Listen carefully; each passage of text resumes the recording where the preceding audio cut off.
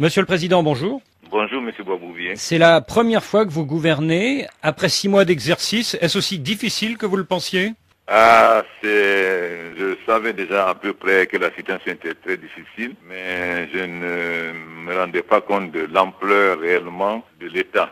Parce que lorsque je prends la Banque centrale, elle était en quasi-faillite, elle n'avait même pas 15 jours d'importation. Donc nous avons trouvé vraiment une situation financière beaucoup plus catastrophique que nous ne pensions. Je ne savais pas que le mal était si profond. Alors au-delà de cette réforme financière, quelles sont les premières réformes auxquelles vous êtes le plus attaché? Bon, il y a la réforme du code minier, ce qui nous a amené à négocier avec Rio Tinto. Nous avons donc obtenu 700 millions de dollars de pénalité. Donc nous allons renégocier avec toutes les autres sociétés. Vous savez qu'il y avait beaucoup d'insécurité, il y avait des chars partout. Grâce à la bonne volonté de l'armée, nous avons réussi à délocaliser. Aujourd'hui, vous n'avez plus de chars, ni d'artillerie, ni de 12-7. Tout est délocalisé à l'intérieur. Et désormais, vous ne rencontrez plus de militaires dans les rues avec des armes. Alors vous parlez de cette pénalité de 700 millions de dollars que Rio Tinto vous a payé, mais certaines personnes s'étonnent de ne pas voir apparaître cette somme dans le budget voté il y a 3 semaines par le CNT, l'Assemblée provisoire. Oui, mais parce que d'abord, nous avons eu ça après le budget. Vous savez, les 700 millions de dollars, nous les avons mis dans un compte de réserve. C'est-à-dire, on n'a pas touché un centime de cet argent. C'est maintenant que nous allons faire un correctif budgétaire. Pendant la campagne, vous avez promis l'eau et l'électricité, mais 6 mois après, les gens de Conakry ne voient toujours pas grand-chose. Est-ce que Monsieur Boisbouvier, ce n'est pas en 6 mois. Quand je suis arrivé, il y avait 7 centrales thermiques. Les 7 centrales thermiques, 6 étaient en panne. Nous avons déjà réussi à réparer. Vous savez très bien que pour installer une centrale thermique de 100 MW, il faut 1 an. J'ai d'abord dit dans ma campagne que j'allais d'abord me consacrer aux réformes structurelles. Il faut d'abord créer un État. Donc on peut espérer l'eau et l'électricité d'ici la fin de votre mandat en fait. Mais d'ici la fin de l'année, Conakry, je ne dis pas que Conakry aura le courant 24 heures sur 24 heures, mais ils auront au moins 18 heures. Pour avoir du courant 24 heures sur 24 à Conakry, il faut 300 MW. D'ici la fin de l'année, nous aurons au moins 250 MW.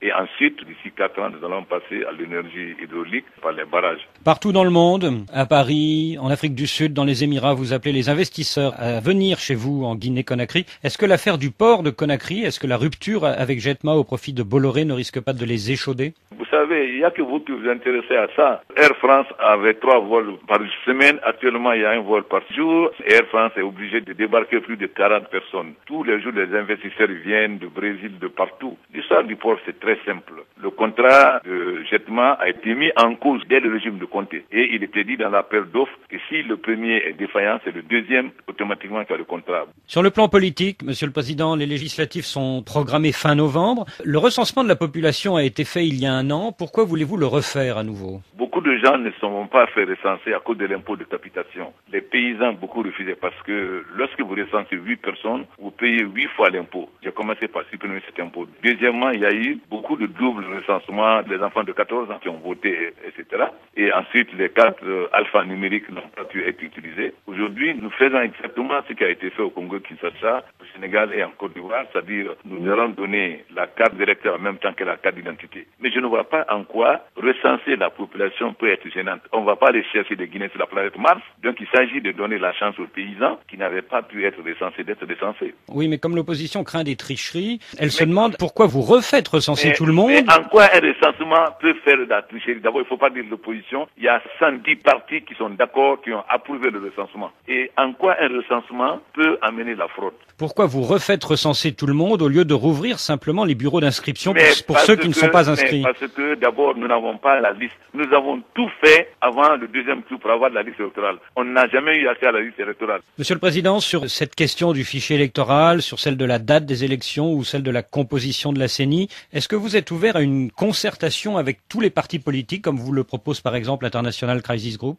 Nous avons convoqué tous les partis politiques. Le ministre a convoqué tout le monde. Le 3 avril, quand votre adversaire du second tour, Cellou Dalein Diallo, est rentré à Conakry, ses partisans ont été brutalement réprimés. 4 militaires chargés de sa sécurité ont été condamnés à 2 ans de prison et 7 militants à 1 an de prison. Est-ce que vous n'avez pas eu la main un peu lourde? D'abord, les 3 militaires qu'on a arrêtés, c'était des militaires habillés en civil. C'était dans la manifestation. On les a pris avec des Kalachnikovs et des Uzi. C'est les 3 qui ont été condamnés. Ensuite, il y a les droits de mais nous ne pouvons plus accepter que des gens se permettent de casser les véhicules. Est-ce que vous pensez qu'on va continuer à accepter que des gens occupent la rue, jettent des pierres sur les gens? Non. Personne n'est au-dessus de la loi. Pour l'instant, il n'y a aucun dialogue avec Cellou Dalein Diallo. Pourtant, il n'a pas contesté votre élection. Est-ce que ce n'est pas ça l'essentiel? Moi, je suis président de tous les Guinéens. Ceux qui veulent dialoguer avec moi, dialogue avec moi. Je ne refuse de dialoguer avec personne. Oui, mais enfin, vous savez bien, comme nous tous, que le résultat du deuxième tour a été très serré, 52-48. Est-ce que vous n'avez pas intérêt, pour la paix à venir, à dialoguer avec votre adversaire du deuxième tour? Moi, je dialogue avec tous les Guinéens. Je pense que vous avez bien entendu, il a dit à Dakar qu'il ne peut pas travailler avec moi. Il a dit publiquement, c'est votre avis, tout le monde a entendu. Je ne peux pas forcer quelqu'un à dialoguer avec moi. Moi, je suis ouvert, la preuve. Il y a beaucoup de gens qui l'ont soutenu au deuxième tour, qui sont aujourd'hui avec moi et qui dialoguent avec moi et qui sont nommés à des postes. Mais est-ce qu'un jour vous vous reparlerez? Mais moi, je n'ai pas de problème. C'est un petit frère à tout moment. Pourquoi voulez-vous que je ne parle pas? Je parle à tous les Guinéens. Je devais me parler, ma porte est ouverte. Mais je ne peux pas forcer quelqu'un à parler avec moi. Alors vous restaurez l'État, mais du coup les sociétés civiles dénoncent les dérives autoritaires de votre pouvoir. Non, les sociétés civiles, je suis désolé, les sociétés civiles n'ont jamais utilisé le mot de dérive. C'est vous, c'est RFI qui a fait ce commentaire. Excusez-moi d'insister, Monsieur le Président, mais il y a bien le mot autoritaire dans le communiqué. Mais les Guinéens veulent l'autorité. Maintenant, il y a un État. Regardez par exemple le nombre de véhicules qui circulent sans immatriculation. Nous avons donné l'ordre. Tout véhicule qui circule désormais sans plaque d'immatriculation est automatiquement mis à la fourrière. 80% des gens n'étaient pas assurés. Est-ce que c'est normal? Vous voulez qu'on laisse la pagaille continuer? Vous pouvez accepter ça en France? Donc finalement, président autoritaire, vous assumez? J'ai dit, il faut une discipline. J'exige de mes ministres qui travaillent et j'exige que les gens viennent à l'heure. Vous avez des hauts fonctionnaires qui viennent à 10h, 11h au travail. On ne va pas accepter ça. D'ailleurs, nous sommes en train de mettre les appareils où, quand vous venez, vous pointez. Les pointeuses. À venir à 10h, 11h, ensuite ils vont au bar. Mais il faut que l'État fonctionne. Cette pagaille-là est finie. Si c'est vous appelez être autoritaire, alors je suis autoritaire. Nous voulons un État moderne. Monsieur le Président, merci.